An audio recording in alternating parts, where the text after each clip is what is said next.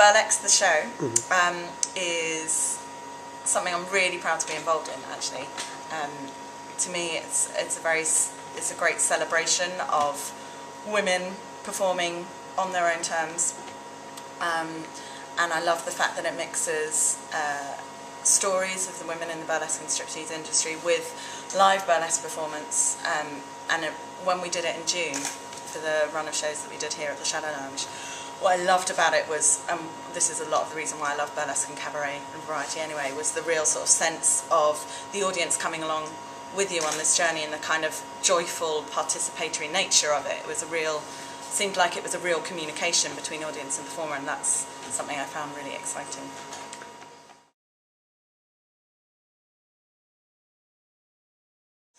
Well, there was a man called Howard who contacted me via email about, gosh, it must be a year and a half ago now, to see if I would be interviewed about what burlesque was to me and how I got involved in it and so on. And I remember I came on my bike to meet him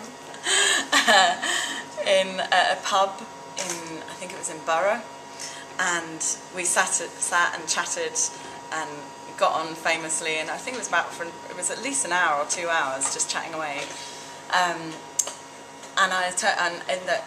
it turned out, this was for Howard to write. It was the genesis of Burlexe. It was him sort of interviewing burlesquers or researching burlesquers, past and present, and trying to get their stories. And I think I was actually the first one he interviewed. And so since that day, then when the project started coming into fruition, and they did the first performance in December, I think, 2010.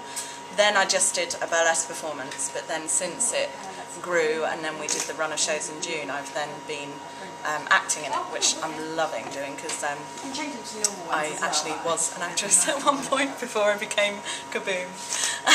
So it's really nice to flex those muscles, but also my burlesque ones at the same time. It's wonderful.